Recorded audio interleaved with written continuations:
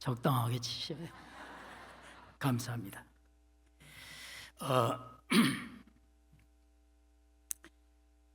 44년 전에 교회 창립 예배 때에 사진들을 제가 한 번은 훑어보다가 본 적이 있었는데, 그때 참 머리도 새카맣고 얼굴도 팽팽하고 정말 좋은 시절이었구나 생각이 되는데, 오늘 오면서 거울을 보니까 웬 노인네가 서 있더라고 말이죠. 44년이란 세월이 그렇게 사람을 변화시켰다니 참 안타깝지만, 그동안도 하나님께서 이 교회와 함께 하셨음을 저는 믿습니다. 그리고 또 여러분들이 지금까지 이 교회를 위해서 얼마나 많은 헌신과 충성과 봉사를 하셨는가 생각할 때마다 늘 감사를 드리면서 저는 이 교회를 항상 위해서 기도합니다. 하나님이 세우신 교회니까 하나님께서 역사하시도록 기도 많이 하고 있습니다. 여러분, 하나님께서 여러분들에게 큰 은혜를 더하실 줄로 믿습니다. 저는 항상 엘피스 성가대의 찬양을 들을 때마다 늘 은혜를 받았는데, 옛날에도 은혜를 받았고 지금도 똑같이 은혜를 받습니다. 예전에도 참 좋았지만 지금도 참 좋더라. 제가 보기에 좋았더라면 여호와 하나님께서도 보시기에 좋았더라 하실 줄로 믿습니다. 기도합니다. 하나님, 오늘 우리에게 이렇게 복되고 거룩한 주일을 베푸시고 또 사랑하는 주의 자녀를 원근 각지에서 불러주셔서 이 한 자리에 함께 모여 하나님을 찬양하고 경배하는 가운데, 오늘 우리 하나님이 세우신 반올교회 창립 44주년을 맞이하여 우리 하나님 앞에 온 마음과 뜻과 정성을 다하여 경배드리고 또 찬양하고 예배하오니, 우리 하나님 영광 홀로 받으시고 주의 백성들 위해 풍성한 복과 은혜로 채워 주시옵소서. 귀한 말씀 주시는 것 아멘으로 받고 말씀 통해 우리의 신앙을 새롭게 변화시키는 복된 시간 되게 축복하옵소서. 예수님 이름으로 기도하옵나이다. 아멘. 오늘 본문은 우리 예수님께서 유대인의 명절을 맞이하여 잠깐 예루살렘 성전에 올라가셨을 때의 일입니다. 예루살렘 성 안에는 들어가기 위해서는 먼저 문을 통과해야 되는데, 이 문들이 총 12개가 있었습니다. 우선 양문, 미문, 또 마문, 수문, 분문, 옛문, 샘문, 골짜기문, 한밑문, 이런 여러 문들이 있었습니다. 그 중에서도 제일 통행량이 많은 문이 어디냐면 양문입니다. 이 문들은 다 각각 기능에 따라서 이름을 붙인 건데, 수문하면 물 길러 다니는 문이죠. 마문, 말 타고 들어갈 수 있게 하는 문. 또 그의 분문 하면 대변 소변 치워서 갖다 버리는 문. 이렇게 각각 기능에 따라서 문들의 이름이 달랐단 말이죠. 그 중에서 제일 통행량이 많은 데가 바로 양문이거든요. 양문이라는 데가 바로 오늘날 우리나라 말하자면 남대문쯤 될 겁니다.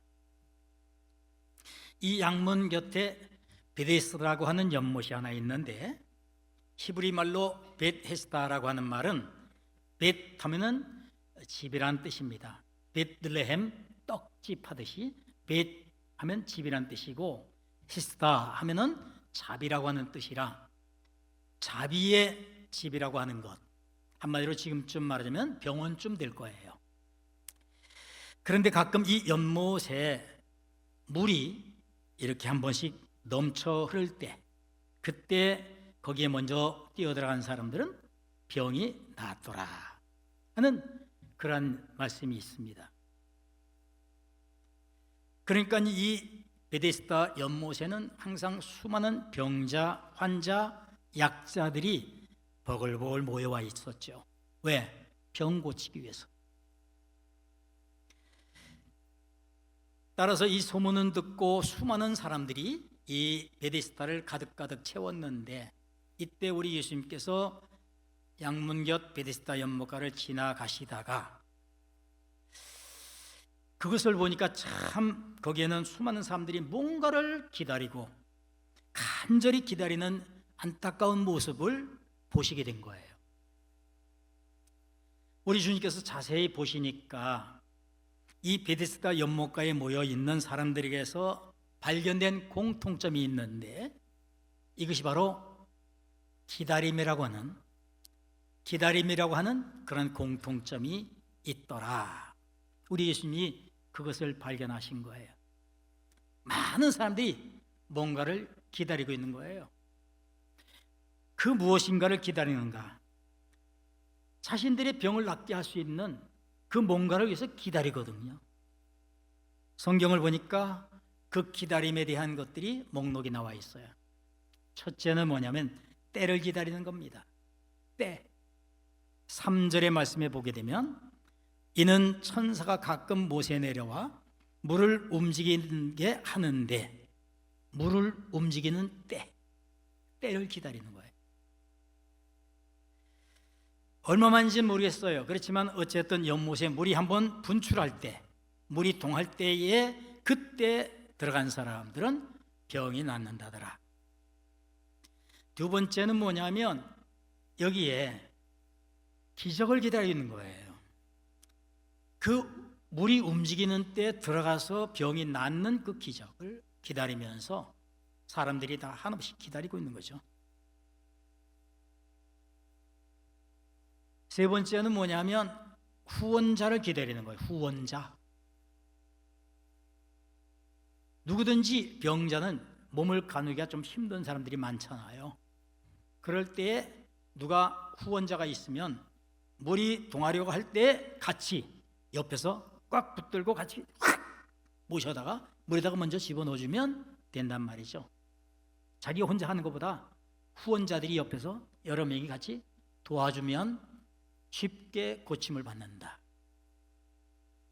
이렇게 때를 기다리고 기적을 기다리고 후원자를 기다리는 모습이 우리 예수님의 눈에 보인 거예요. 우리 예수님께서 이 베데스다 연못가에 있는 수많은 사람들의 그 공통점을 보시면서 때를 기다리고 기적을 기다리며 후원자를 기다리는 그 모습 가운데 훑어보시다가 한 사람을 발견하고 그 사람이 예수님 눈에 확 들어왔어요. 예수님께서 보시니까 이 사람은 38년 된 병자란 그런 말씀으로 기록이 되어 있죠. 이 사람 나이가 38살인지 아니면 38년 동안 병을 앓았는지 그건 성경에 기록되지 않아서 잘 모르겠어요. 그렇지만 38년 된 병자라는 말이 기록된 것을 보면 정말 오랫동안 이 사람은 때를 기다리고 기적을 기다리고 후원자를 기다리면서 오랜 세월 동안 그것을 만나지 못해 병을 못 고치고 있었다는 것이 보였다는 거예요. 이 불쌍한 사람의 모습을 우리 주님이 보셨습니다. 이때 우리 예수님께서 이 병자에게 하시는 말씀이 바로 6절의 말씀을 우리 다 같이 한번 읽어보십시다. 6절 시작.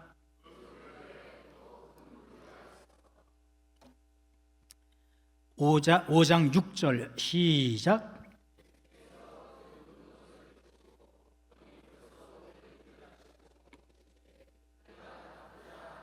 네, 우리 한번 따라합시다. 내가 낫고자 하느냐?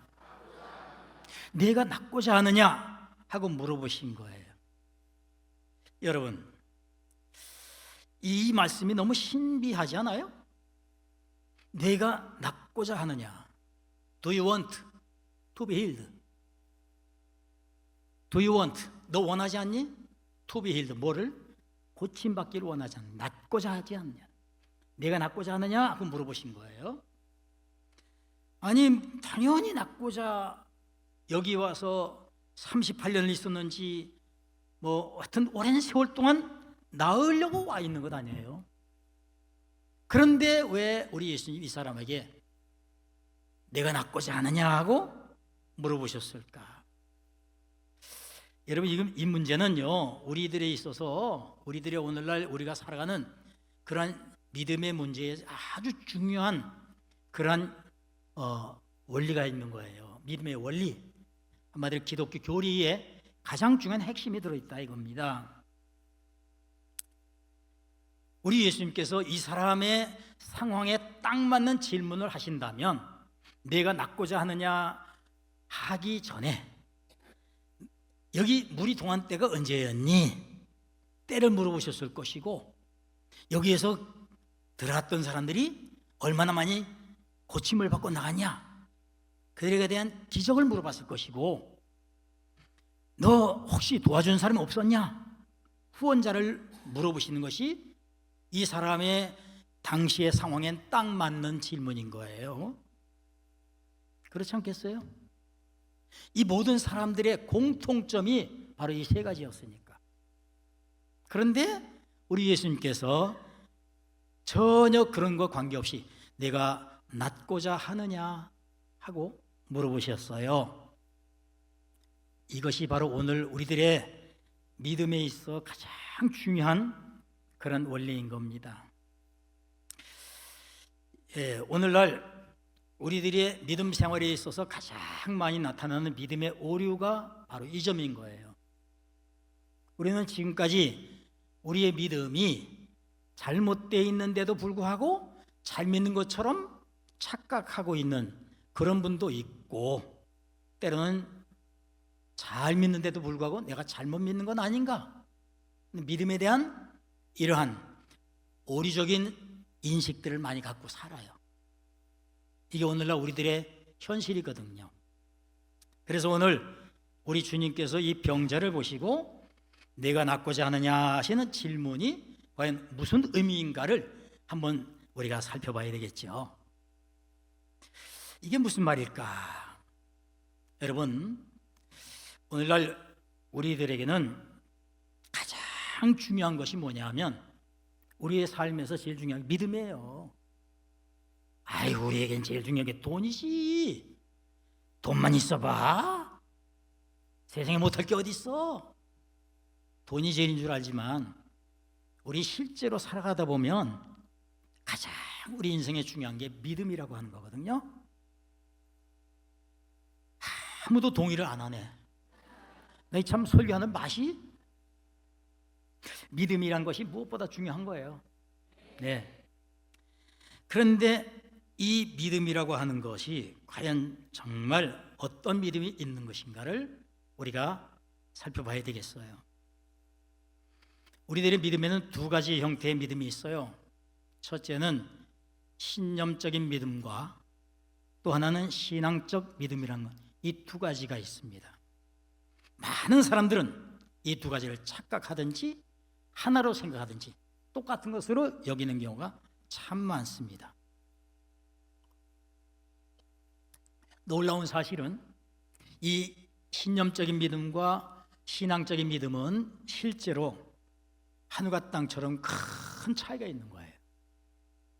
이렇게 큰 차이가 있는데 우리는 그걸 하나로 생각하고 우리는 그것을 똑같이 생각하는 그런 오류를 범하고 있다는 거예요. 신념적 믿음이라는 게 뭘까? 믿을 신자는 똑같아요. 그런데 념자는 뭐냐면 돌아볼 념자입니다. 그 념자에 뭐가 들어있냐면 과거 지향성이 들어있는 거예요. 과거 지향성, 돌아본 겁니다. 뭘 돌아본 거죠? 때를 돌아보고 기적을 돌아보고 후원자를 돌아보는 겁니다. 이 병자는 38년 된 병자는 뭘 돌아본 거예요? 때를 기다리고 있고 기적을 기다리고 있고 후원자를 기다리는, 왜? 예전에 과거에 그렇게 해서 나았더라. 그렇게 해서 나은 거, 이게 머리에 꽉 찬 거예요. 그걸 믿은 거예요. 이게 신념적인 믿음인 겁니다.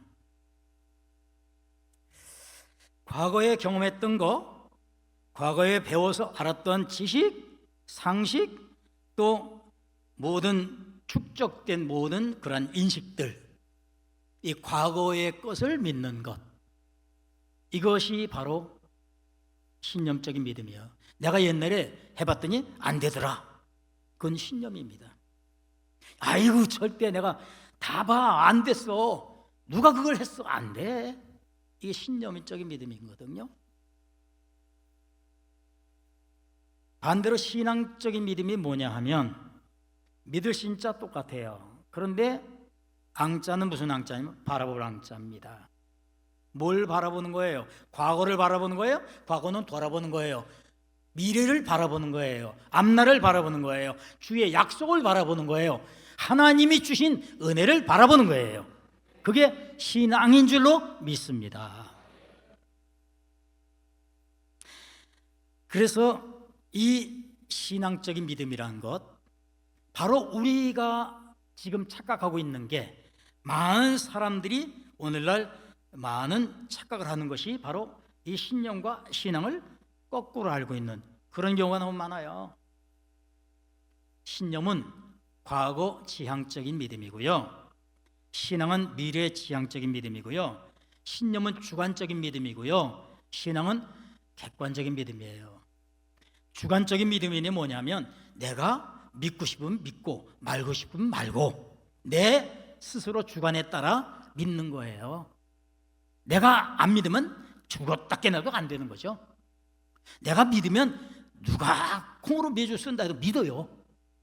이것이 바로 주관적인 믿음, 과거 지향적인 믿음, 신념인 겁니다. 신념의 믿음. 그런데 신앙은 뭐냐면 바로 객관적인 믿음이잖아요. 객관이라고 하는 것은 내 마음대로 하는 것이 아니고 반드시 뭔가 상대적인 개념이 들어있는 거죠. 뭘 믿는 거예요? 하나님의 약속을, 주님의 말씀을, 하나님께서 우리에게 주신 그 많은 이 성경에 기록한 모든 말씀들을 우리는 믿습니다. 이게 신앙인 거예요. 이게 신앙인 거예요. 그러면 우리는 이 본문에 나타난 이 병자를 통해서 왜 우리 예수님께서 내가 낫고자 하느냐 이렇게 물어보셨을까요? 낫는 것은 뭐예요? 미래예요. 그죠? 그것을 원하는 것 신앙인 거예요. 그러니까 이 병자에게 지금까지 때와 기적과 구원자를 기다리는 그 신념적 믿음에서 좀 바뀌어가지고 변화돼서 내가 낫고자 하느냐, 약속을 믿느냐, 앞날을 바라볼 수 있느냐, 신앙으로 변화시키는, 그야말로 이거는 어떻게 보면 코페르니쿠스의 천동설에서 지동설로 바뀌는 그런 듯한 엄청난 대변화의 역사입니다. 어마어마한 거예요. 믿음이라고 하는 건 아무것도 아닌 것 같지만 이렇게 엄청난 역사를 갖고 있는 겁니다. 그래서 이 내가 낫고자 하느냐 하시는 이 질문으로서 우리는 이런 사람, 이 스타일의 믿음에 대해서 우리 주님께서 어떻게 이 사람에게 믿음의 역사를 이루시는가를 보십니다. 첫째, 이 사람의 믿음, 병자의 믿음은 확실하게 신념적인 믿음뿐이었습니다. 그렇죠?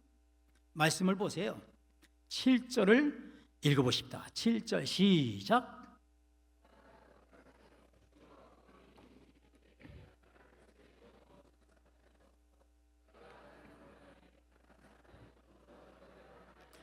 아멘. 자 보세요.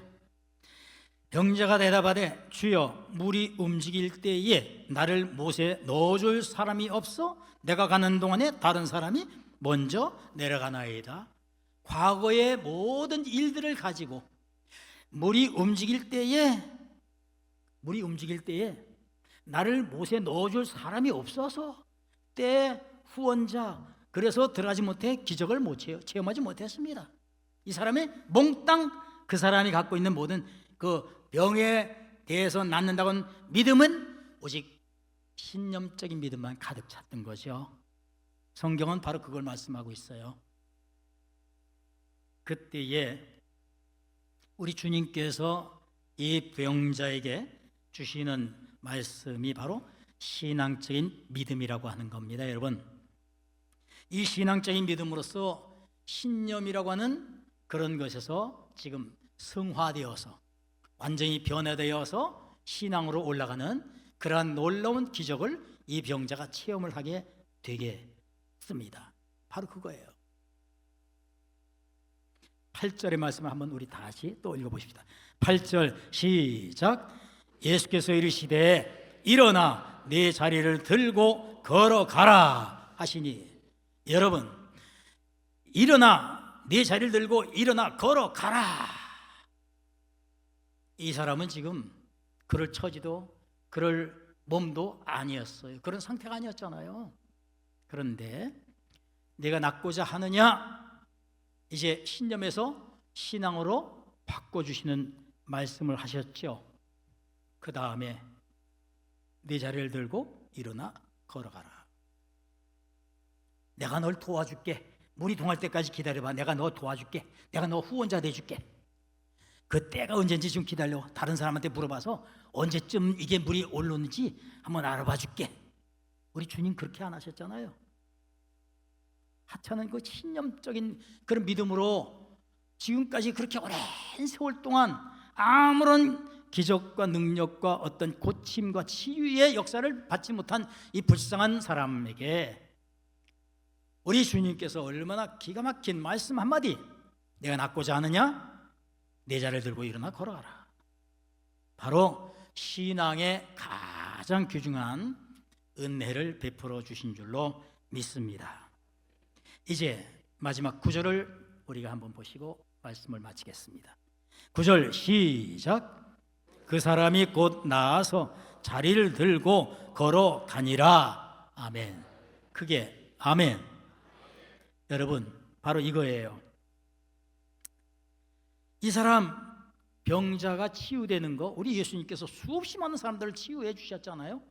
수많은 사람들 안진뱅이를 일으키시고 눈먼 사람을 눈을 뜨게 하시고 또 귀머거리 듣게 하시고 죽은 자도 살리시고 귀신도 쫓아내시고 수없이 많은 병자들을 치유해 주셨는데, 문제는 치유라고 하는 이 힐링이라고 하는 이 중요한 일들 정말 중요하긴 하시죠. 그런데 오늘 우리가 이 본문에 나타난 38년 된 병자의 치유 사건은 우리에게 치유도 중요하지만 더욱 중요한 것은 어떠한 믿음의 레벨로 치유받았는가, 어떤 믿음의 레벨, 신념이나 신령이냐, 어떤 믿음의 레벨로 치유받았냐, 이게 더 중요하다는 사실을 우리 하나님의 말씀을 통해서, 성경을 통해서 우리에게 놀라운 은혜로 전하여 주신 줄로 믿습니다.